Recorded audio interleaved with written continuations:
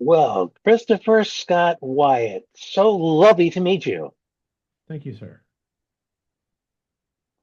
One thing that we have in common, which is one of the things that drew me to you, is we're both on the spectrum and married and raising kids that are on the spectrum. So, one thing that I've found that ultimately helped get the butterflies, the dragons, whatever to fly in formation a little bit more is getting clearer on what my values were. So I become a lot less reactive to the world around me. So when you wake up in the morning, what would you say are the top couple values that really drive you? The first thing I always I that we have taught the kids is be kind. That's how we start Boom. the day. That's how we go through the day. Is it always possible? No. Uh, Obviously, there are lots of things happening in the world that make being kind difficult. But that's the value that we start with. I I'm in charge of the morning routine, so I make sure that we're organized as we get ready to go to school drop off. And when I drop them off, it's always, I love you, have a good day, be the best you can be. That's beautiful. Is It's this intuitive to you to do things this way? I think so. I can't imagine doing it any other way. We like our routines, we like our predictability, and having three or four rules that we can maintain easily from a young age. You know, it's easy to start when the children are 3, 4 years old, saying "be kind." That's a simple rule. Even if someone's mean to you, try to be kind, and then build from there. But for the most part, I think of any of the conflicts that we have as adults, it goes back to, are we being kind to each other? And if not, maybe we're not exactly being the role models we should be for the next generation. So, in one respect, it all boils down to kindness, the presence or the absence of. Absolutely. I've never thought of it that way before. I'm gonna have to ponder that one. And I think, like for me, if I'm having problems in the workplace, it's someone not listening, it's someone not trying to be kind. They're trying to force their perspective on my work needs or my experiences. So even in the workplace, most conflict is from someone not listening to be kind. The lack of listening is endemic in our culture now. I think it's gotten much worse. And Yeah, I think everybody has a listening, soapbox and a megaphone. That's pretty much what we get. yeah, and it's difficult too because we're facing a lot of pressures depending on our careers and where we live uh, that make being reactionary dangerous professionally, emotionally, financially. And I think it would benefit everybody to just pause and say, is what I'm saying kind? Am I posting something not kind? Am I, expressing my emotions in a way that might not be kind to others? It's such a simple rule. And the other one I have is listen. So, listening, I think we tell our kids, but I think a lot of parents would benefit, a lot of medical professionals from listening to the patient, the child, the student. So no matter how young or old my students are, listening. Obviously, the younger they are, the more challenged they are in speech communication areas, the more I have to work to listen.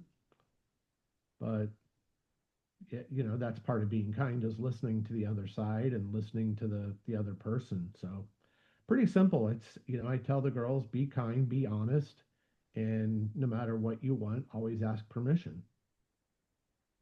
I suspect this goes without saying, but I imagine that you actively model this as well. Probably not consciously, but like even thinking about we're podcasting today. One of the things I did just instinctively a couple weeks ago when I knew that some podcasts were coming up was I emailed my department chair, said, okay, I have these interviews coming. I understand we're under new legal obligations. What do you want me to do? And that's to me telling my department chair that I'm doing something that uh, may or may not result in some conflict. I think that's a good thing. And, thankfully my two chairs were like, yeah, go, no problem with us. Just you checked in, that's good enough for us. Um, there are things, and I do tell my children, you've got to be aware, always being honest and always asking permission. There are exceptions, and we need to talk about those as they get older and can understand those differences. Um, Sometimes life presents dilemmas, but if we start off with if everyone were kind, honest, and asked consent, um, we'd be a lot better off as a society. So basically, kindness, listening, and respecting boundaries. Yeah, that's pretty much it. Wow, you've just nailed it. Now, have you written this up anywhere? Any kind of an article? I don't know. It's I talk when I do podcasts, I always point out that my specialty is education. Obviously, as a college and university instructor, um, I would like to think that I take my students' perspective seriously. I know that there's an assignment coming up in a class where I've even said, "Hey, let's vote on it because I don't really like the way things are going. I can tell you're not happy. Let's sit down and figure this out within the confines of the constraints we have with curriculum." you know? But I think when you tell that to a class, even it's like, whoa, wait, the professor's asking our opinion. And at first they're a little shocked by that. Or when we're learning something new, and I'll say, I don't know how to do this. Let's learn it together. That happens frequently in my case, um, and I think that that's a good thing.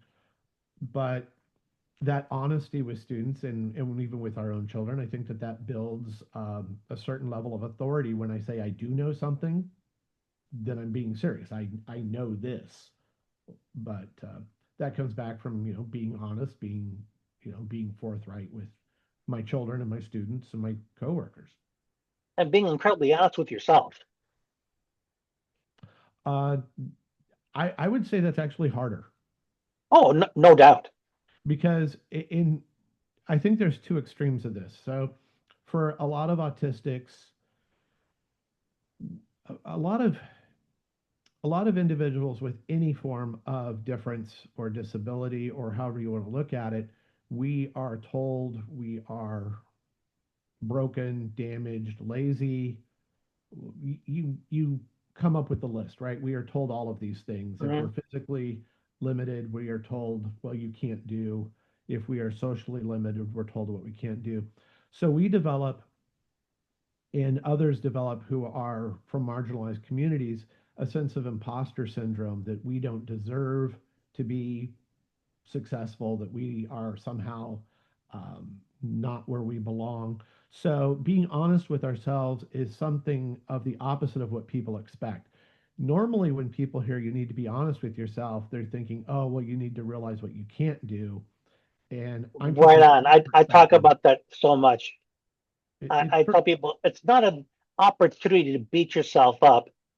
It's an opportunity to see that that is self-talk. Those are beliefs. Those aren't an indication of your self-worth, and they're not who you are. Yeah, so being honest with yourself, it can be two things, right? It can be, and they can be simultaneous. We're complex as individuals, but it can be as simple as I am good enough to do this. I do have this background for a reason, these credentials for a reason, and at the same time recognizing what you don't know. So it has to be that mix. And I think obviously we know people who are overconfident and obviously egocentric, narcissistic, whatever. Those people do exist. And then there are those of us who have been beaten down enough that we can't see and be honest about what we're good at. So there are both aspects of this. So for me, it's more often the imposter syndrome of, oh my gosh, why am I being allowed to teach? I don't know anything. And so that's, when I get a paper published, it's always, wow, why did they choose to run my book chapter or my article or conference paper? I'm nobody, I'm not. And then you start comparing yourself to all of those other scholars or whatever in your field. Um, so it's being honest with yourself. Like I said, it's complicated because some people, when they hear that, they default to being honest with yourself is always about shortcomings. And I think that that comes with its own risks. If all you do when you evaluate yourself is find your shortcomings, then that's not actually being honest with yourself either. It's you've got to be able to identify strengths and weaknesses. You've got to, in business, we call it a SWOT analysis. You've got to Oh be yeah. able to do an internal SWOT analysis. What are your Strengths, strengths? What strengths, are your weaknesses, weaknesses? opportunities, and what's the T? I'm sorry, what? I Oh, forgot what the T is. oh yes, yeah, the SWOT analysis. Yeah, the strengths, opportunities. Oh my gosh, strengths, Strengths, weaknesses, weaknesses, opportunities. opportunities, and Yeah, that's sad, isn't it? That the T is going well, in, past me in right my now. case, my working memory has a three-item capacity. I would agree with that. And it's easy to feel that way, isn't it? You start thinking, oh my gosh, I'm not going to understand what I'm doing. Um, you have um, strengths, opportunities, your weaknesses, and the threats you face. Okay, So the threats, opportunities, and threats. So when you do that, if you're going to actually sit down and think about what are my strengths first, and then what are your weaknesses, because you need your strengths to get around the weaknesses, right? And then opportunities, maybe the opportunities are ways to avoid the threats. So to me, the SWOT analysis as a human isn't quite like a business, but yeah, you've got to be able to do that with yourself on all four. You can't just say, oh my gosh, I'm horrible. These are all my weaknesses. Oh gosh, and look at all the threats. Then you go around life thinking, um, you go into a dark place. That's the only way I can say it is you start thinking negative thoughts, negative self-talk, negative self-image, and life is more than just the weaknesses and the now threats. when I talk about being honest with yourself, I'm not including rumination. Where you just kind of roll the same negative thing over and over and over again. Some mistake you made, and I'm not talking about the same kind of self-indulgence when a person is depressed, where they just think about how life sucks and how it's miserable. And just to clarify what I was saying, when I started going down the route of more self-awareness, I got these ideas from reading philosophers and self-help gurus, and I started hearing the ideas out there that let me know all of this self-talk wasn't me. It was old stories. And it made it easier for me to consider looking at them, how to differentiate them from me. There's also some therapy that took place. I don't want to pretend that it is, well, it's possible, but I don't know that it's always advisable to take that route, especially if you got a lot of trauma in your life, like I have. And getting some guidance can make it feel less lonely as you go through the process. It's always nice to feel that somebody's there with you, somebody's got your back. So there's a lot of reasons to get help, but like you were saying, it's not something to just dive into without any sense of what you're getting into or where you're going. I I can't say I know much about the big frames of psychology or philosophy. The the general way I look at this is I get up in the mornings and I'm here. And from that point of the day, it's whatever you're going to do is what you make of it. And to me, I know that there are people who have depression. I know that there are people who have other um, challenges that are neuropsychological, they might be chemical, they might be whatever they are. And I think searching for causation is not always beneficial. But I know there are people who need those supports. And I certainly would argue that I have one child who does need those supports and talk therapy and other things for the trauma that she has experienced. And then I have my other daughter who is opposite personality. The idea of talking through things with a therapist would be of no interest to her, and she's somewhat like me. She gets up and goes. It's like, okay, well, life happened, and now what? And I think that that's important too. Is that personality? I have friends who had everything, I think, going for them, and yet they had depression. And then I have another friend that I think the world has been really difficult. The fates have been unkind to him, and yet he's the happiest person I know. So I think that those are things that we can't easily pigeonhole. I think when psychologists and philosophers try to say, oh, well, these bad things happen and this is what comes out of it. Um, I just don't think we know that. I think our personalities are so complicated that clearly my children went through similar experiences, and yet, one is the bounce back type and the other is not. And There's so much to that.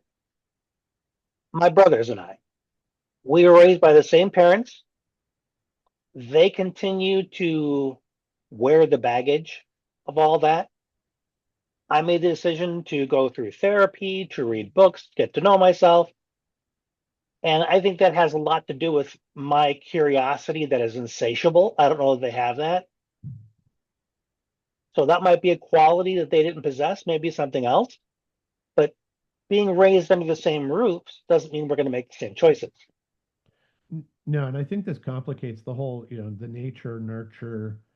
I think the best that we can do as parents is I can be myself. I can do everything I can to be, kind and attentive to my children, try to model the values that I have. But they're still two unique people that, for whatever reason, will have differences. Um, we know that twin studies show that separated twins, famously have similar personalities. Mhm. So that certainly points to some genetics. But at the same time, we also know that uh, children who have been separated and adopted into different settings have different levels of success. So it's complicated. There's certainly the genetic predispositions, and we see that with learning disabilities and cognitive difference. Neurodiversity is inherited in some ways, and in others, it's de novo, which, random genetic differences. Um, and then there's the environment factor. And I don't think we know now, and I don't know that we will ever know what makes us us. The best we can do is try to support those people around us and recognize that they are not us either.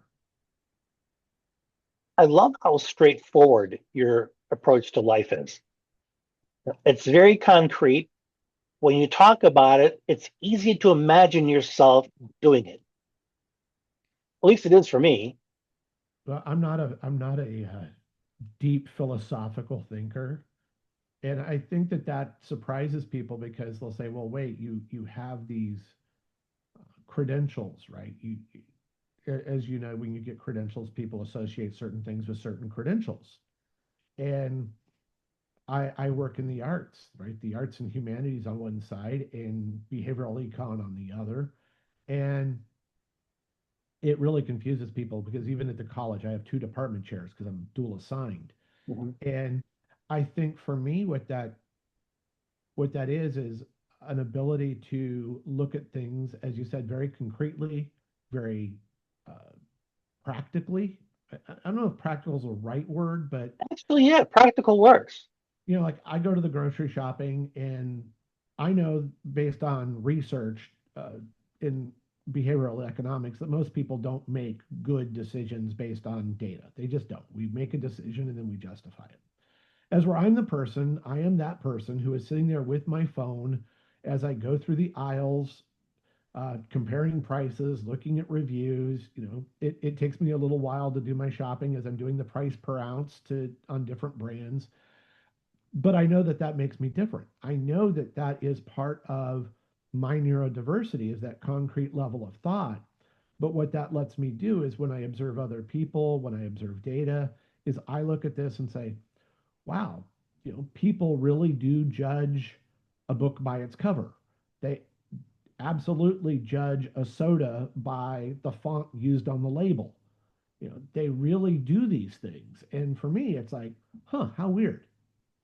I wonder why. And that's why, doing the studies, doing the data, things like that appeal to me is it makes no sense to me.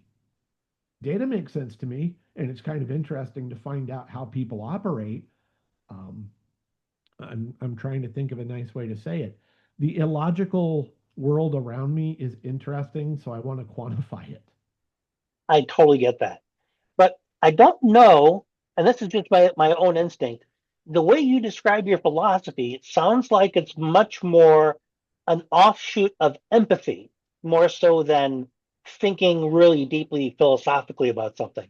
Because in all those cases, you're showing a lot of consideration for the other person.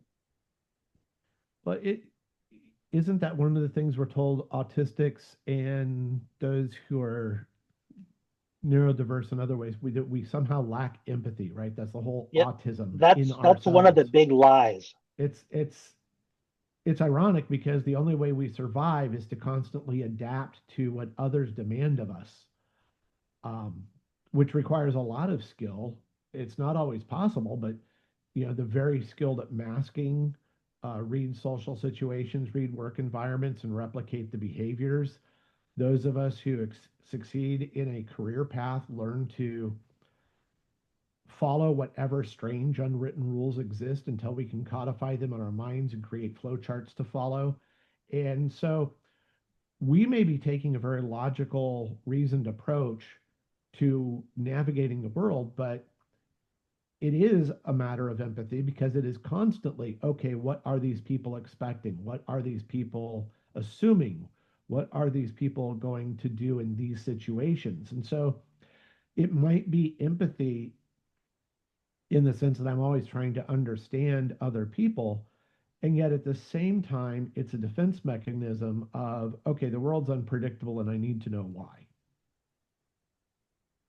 A defense mechanism. Can you say more about that?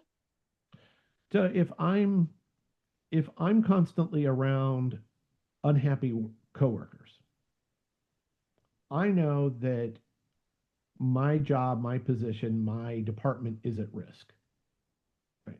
Whatever your work setting. And so listening to your coworkers to find out what's making them unhappy. Now, maybe you can change it, maybe you can't. Maybe it's something you can adapt. But if you listen to them, what you're really trying to do is survive, right? I'm not trying to make their lives better. I'm trying to make my life livable. So I don't know that I would call it empathy in a traditional sense. I would call it um, I would call it a mechanism to navigate social situations. It's, as I said, a survival strategy, even in the family. I need to know, why is my wife or daughter unhappy? If one of the girls is unhappy, why is she unhappy? Okay, let's listen. Now let's see if we can resolve this because the last thing I want in my life is chaos. I don't like chaos. Okay. So the way you see it is it's still all built on data. I would think so. Okay. I can kind of see how that works. So, when I write about, I just did a paper, a year ago, maybe 2 years ago, on employment in academia and the autistic experience. And one of the things we know is that a lot of autistic professors don't get tenure. They don't survive in a position long enough to become That's associate interesting. professors or full professors. And when you think about it, the promotion process is highly social, right? It's interviews, it's presenting your faculty, your annual review, your FAR, your faculty annual review paperwork. It's doing your tenure portfolio and folder. They look at how involved you are on committees, how involved you are in your professional organizations. Well, Think about it. An autistic person is going to say, okay, there's a party at this conference. I don't want to go to a party. It's loud, it's obnoxious. I'm going to skip the party. So what happens is we don't build the networks that when it comes time for your annual review to have a letter from a colleague outside of your institution, you're like, well, I don't know anyone outside my school. So in many ways, you need to sit there and you start asking yourself, well, how can I do this successfully? So for me, it's data. Now, during COVID, a lot of my colleagues who are autistic or otherwise neurodiverse found out, hey, wait, I can go to conferences virtually. I can participate in email groups. I can write for websites that exist that are in my field. So a lot of them realize that, oh, wait, there's ways to make those connections that aren't face to face that are more comfortable. But again, I'm the person that, I was already going to conferences, but my trick was I would find out when I was speaking, I would go for the day of my speech, deliver my speech, go to one or two others, know that I was going to hit my breaking point, but know that I had to be there physically. And then when I was done with my day that I could handle, I'd go home. So other people might go to a 3 day conference for 3 days plus some as a tourist. I was strategically analyzing what are the benefits. Okay, the benefits are you need the network. I need colleagues from other schools to hear me speak. They're not going to watch via Zoom or whatever. I need to go. So I develop certain habits. I stay at certain types of hotels. I eat at certain types of restaurants to keep myself grounded. So it's a statistical analysis, as it were. It's somewhat objective, but the flip side of that is I'm showing my colleagues, oh, wow, look, Dr. Wyatt went to this conference this year. I just did a conference last week. I attended one. It was a conference here in Texas, and it was virtual. So that was perfect. I participated in the virtual chats, participated in the Zoom meeting. So I'm networking. I get to put that in my faculty portfolio. So, those are things that, yeah, I'm analyzing it and addressing it. But then everyone will say, wow, you're engaged, you're really part of the team, you're showing a lot of concern for your colleagues, when really what I'm trying to do is navigate the situation with the least amount of friction. And And one anytime you're, thing, one thing you threw in there that is so important is the specific kind of self-care that you need to kind of counterbalance the pressure of being at the conference. You said, you ground yourself. I can't remember what other things you said. yeah, There's I something you certainly get, have a routine. and that's so important to know. There are a lot of people out there, probably more than we'd realize, who think that their only option is to throw themselves to the wolves or opt out entirely. They don't Yeah. have the tools to kind of modulate their emotional extremes or the sensory pressure put on them. And I really want to encourage anybody that hears that message to, I don't have anything off the top of my head, but explore what the thresholds are. And I think that my strategic positioning has certainly improved with age. Certainly it's improved a lot. But, it leads to where I am right now. I need to, do some research. I know though that in the next couple of years, I will be up for promotion to a title from assistant professor. It's been a long journey because of the economy and some other things in my case that hit. Um, I did my last graduate degree in 2017. So if you add six to it, what, 2020, I'm trying to think here. So that'd be so 17, that'd be 23, but we got COVID, right? So COVID meant there's a year or two where I wasn't teaching, homeschooled the kids. So in theory, I would be up for associate professor in 2026 or 2027. And so some of my colleagues would say, well, how does an autistic get there in a workplace? For myself, I look at my kids, right? My kids need quiet places. They get quiet areas to study for their IEP or 504s. They get the quiet places. My students who have accommodations, they need the quiet spaces. They need some of these things. Well, one of the things I have right now is I hold my office hours. I'm the only person in my part of the building for 5 hours on Friday because I'm the only faculty member holding Friday office hours. Now that's strategic because nobody else is there. I can turn down the lights. I'm in my office. Students can come see me or Zoom with me or whatever they need. It's better for the students because the students are like, wow, it's quiet. No one else is around, but I'm doing it for myself. But everyone's like, wow, you're really having Friday office hours for your students. How thoughtful. And all I can think of is, no, it's the quietest, most appropriate time for me. I don't think I'm doing anything great for the students. Again, it's back to my needs happen to co-align, right? They complement what the students need. There's this quote from Ram Dass where he said, "The only thing I can do for you is to take care of me." Yeah, and I think that that's true for parenting too. Oh, Parenting, teaching, you absolutely. name it. If your needs aren't met, you're going to be grumpy, you're going to be defensive, you're going to keep your kid at arm's length. Yeah, and I think that that's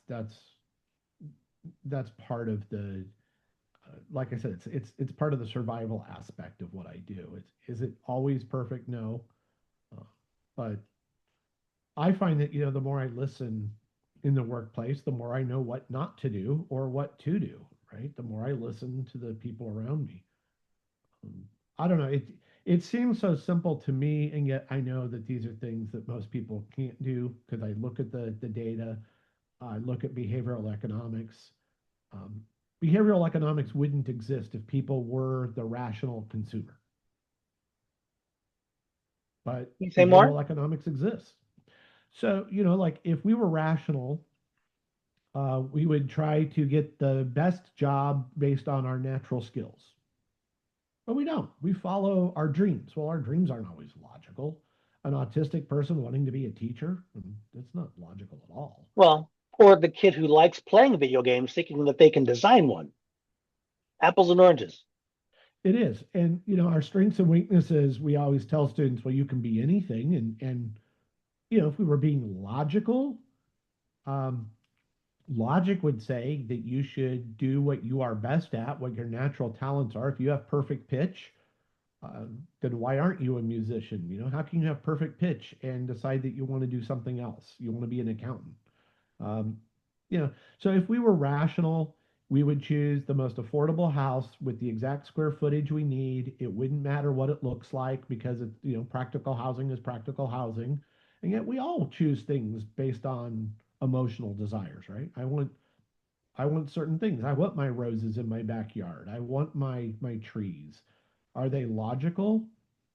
Not necessarily.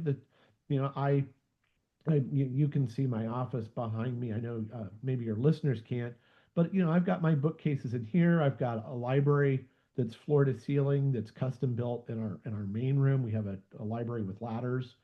Um, are all the books necessary to my life? Do they all matter?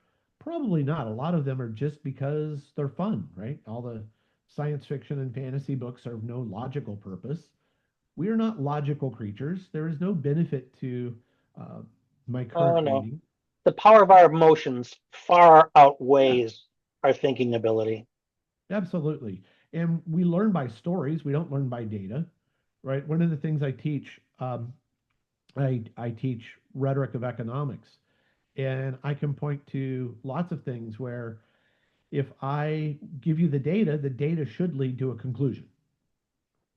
But if you are getting inputs from friends, family, media that tell you something else, the data from the most credible sources just don't matter.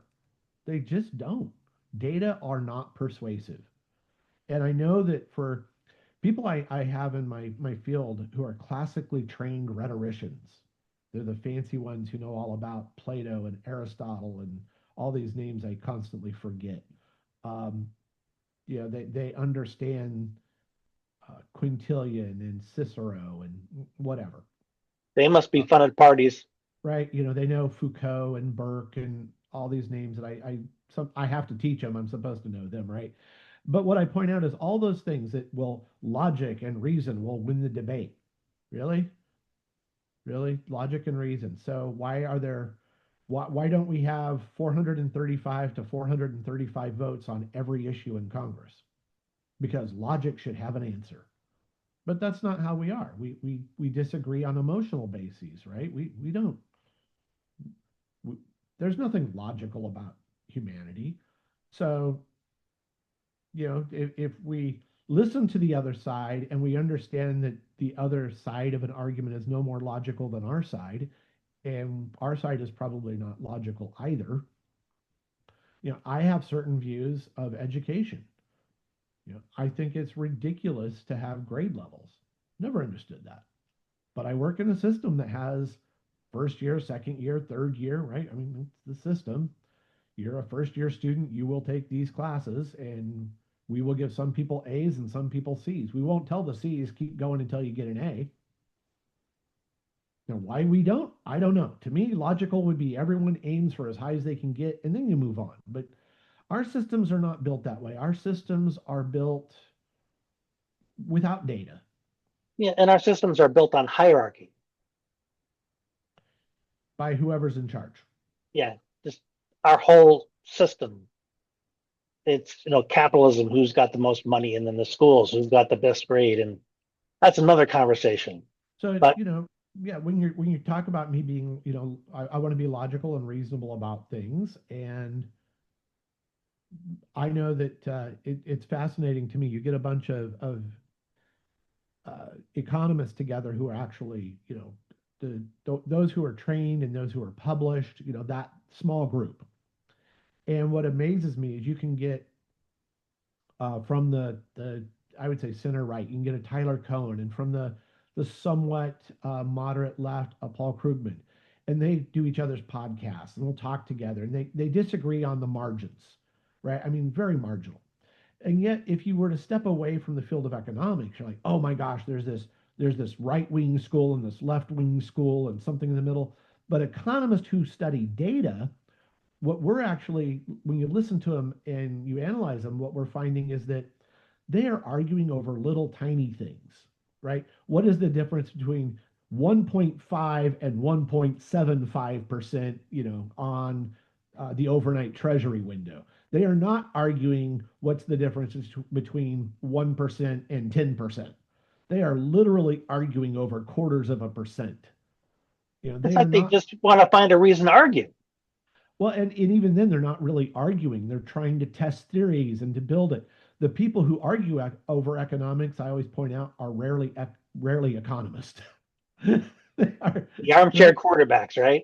yeah, they're the people who will say, well, Econ 101. You're like, okay, Well, well, I read on this understand. website once. I'm not sure which one it was, but I'm sure it's out there.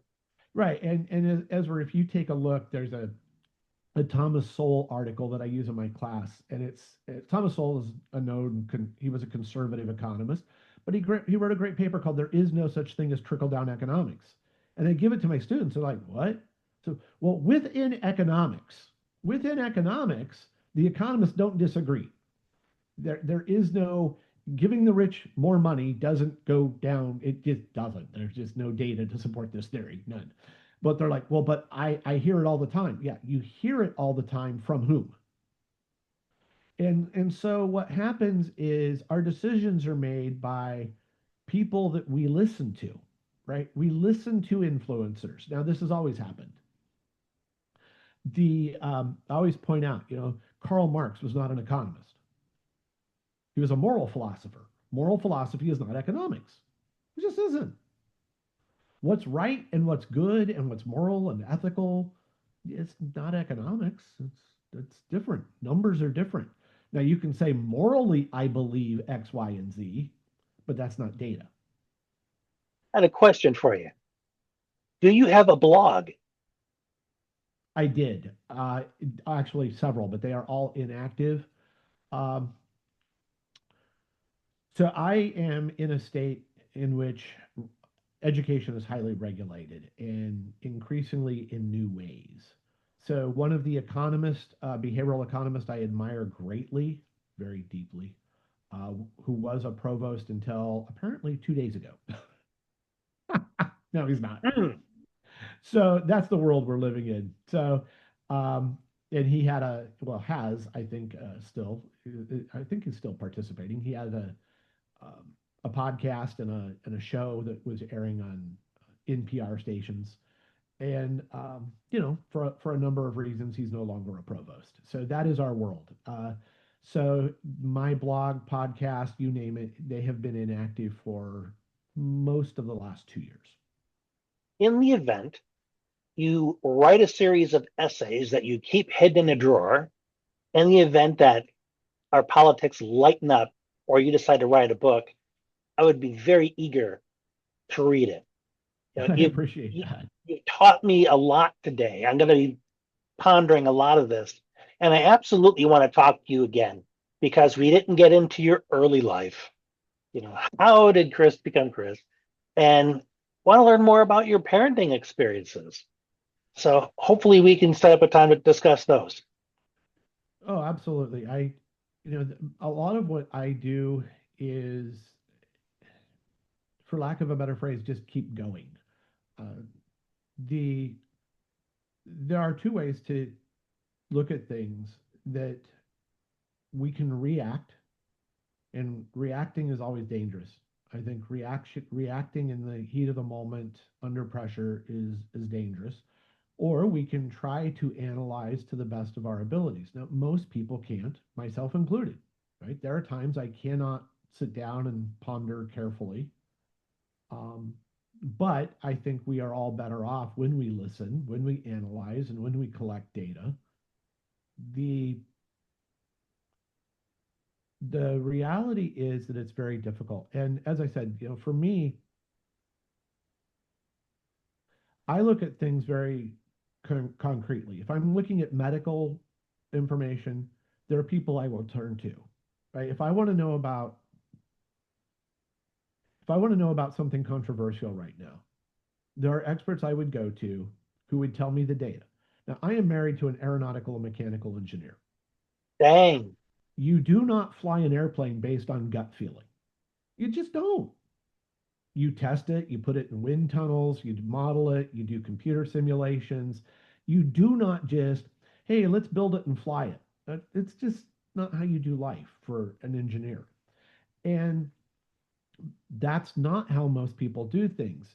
I look at, we were talking about SpaceX, how they've blown up basically 12 multi-million dollar rockets because the idea is, well, let's just test it and see what happens. And the aeronautical engineers I know are like, this is ridiculous. We model it, we test it, we at least get to the point of a 50-50 shot, or maybe 60-40. We don't just launch things and blow them up. This is not safe, for one thing, or financially, responsible, or environmentally responsible. But that's being married to an aeronautical mechanical engineer. This is how my wife has always been. This is how I've always been. Um, I don't know. We look at data, we like our data, and we try to make the best decisions we can. Does it always work? No. Well, on that note, I had to go and ponder. Chris White, it's been an absolute joy. I Thank you for appreciate coming on and having this conversation with me. And it. I have no doubt that the people who have the pleasure of watching this are going to benefit from it tremendously. So thank you, sir. Thank you very much for the opportunity. I appreciate it.